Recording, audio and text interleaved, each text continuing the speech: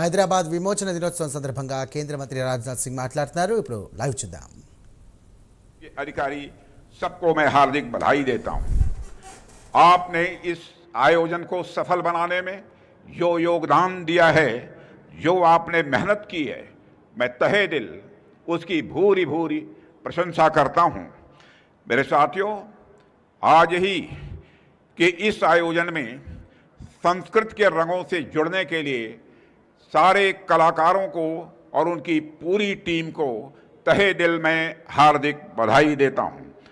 साथियों, और यह दिवस 17 सितंबर एक धूमधाम के साथ हैदराबाद मुक्ति दिवस के रूप में मनाने का निर्णय जो हमारे यशस्वी प्रधानमंत्री श्री नरेंद्र मोदी ने लिया है, उन नरेंद्र मोदी जी का भी मैं अभिनंदन करता हूं। और आप जानते हैं आज उनका जन्मदिन है, इसलिए मैं अपनी तरफ से आप सभी की तरफ से उनको मैं हार्दिक बधाई देता हूं। साथियों, आज का यह दिन भारतीय इतिहास में एक बड़े ही महत्वपूर्ण माइलस्टोन यानी मील के पत्थर के रूप में जाना जाता है। हम जिस हैदराबाद लिबरेशन डे की स्मृति को ताज़ा करने के लिए आज यहाँ एकत्रित हुए हैं, वह हमारे इतिहास का एक बहुत ही निर्णायक और गौरवपूर्ण अध्याय है। साथियों, इसकी आज शायद कल्पना करना भी यह मुश्किल होगा कि भारत तो अगस्त 1947 में आज़ाद हो गया था, मगर भारत के नॉर्थ और साउथ को जोड़ने वाला एक बड़ा इलाका हैदराबाद यह भारत का हिस्सा नहीं था। यानी आज़ाद होने के बावजूद भारत एक न होकर कई टुकड़ों में बटा हुआ था। यह एक ऐसी स्थिति थी जिसमें भारत की एकता और अखंडता दोनों हमेशा खतरे में रहने वाली थी। ऐसे में भारत के आयरन मैन माने जाने वाले सरदार वल्लभ भाई पटेल ने जो किया वह आज हमारे इतिहास में सुनहरे अक्षरों में दर्ज है। साथियों, 1947 में भारत ने जब आज़ादी हासिल की तब हमारे सामने अनगणित चुनौतियां खड़ी थीं। विभाजन की त्रासदी थी, सांप्रदायिक दंगे हो रहे थे, रिफ्यूजी क्राइसिस थी, संसाधनों की कमी थी और अंग्रेजी हुकूमत से मिली जर्जर प्रशासनिक व्यवस्था थी। इन सब के बीच सबसे बड़ी चुनौती थी 565 रियासतों का भारत में विलय। यह कार्य असंभव सा था। जब भारत ने आज़ादी हासिल की थी तो देश बिखरा हुआ था। सैकड़ों रियासतें थीं, सैकड़ों राज्य महाराज नवाब थे। उन सभी की बहुत अलग अलग मांगें भी थीं।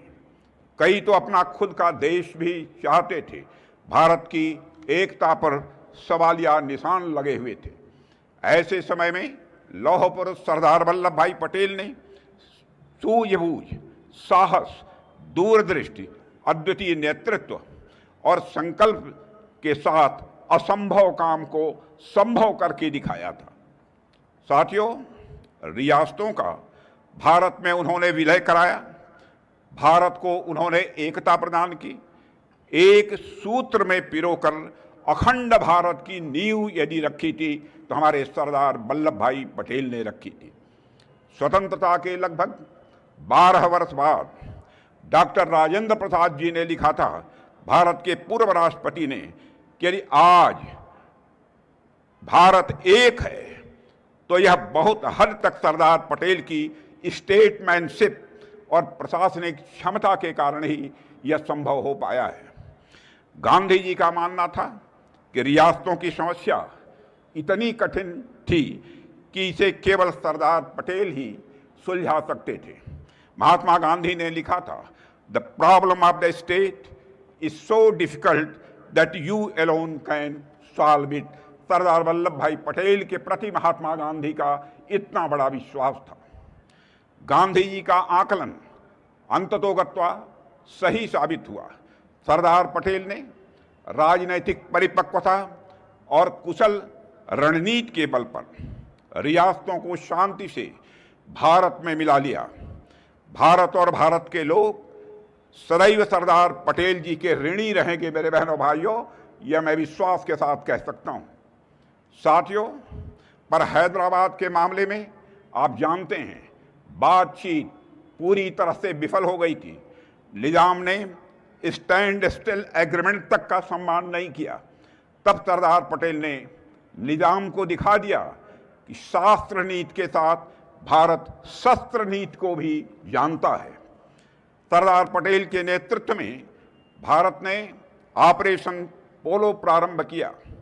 आज उस ऑपरेशन के विजय की वर्षगांठ हम सभी मना रहे हैं।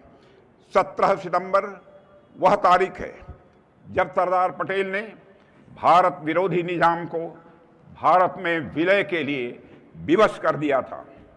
लेकिन 17 सितंबर केवल एक तारीख या दिन मात्र नहीं है, बल्कि यह दिन यह भी संदेश देता है, इस बात का भी संदेश देता है कि भारत की एकता, भारत की अखंडता कि हर दुश्मन को सिर्फ कुछ यदि मिलेगी तो केवल और केवल पराजय मिलेगी। मैं हैदराबाद मुक्ति दिवस के अवसर पर ऑपरेशन पोलो में भाग लेने वाले सभी नायकों के साहस को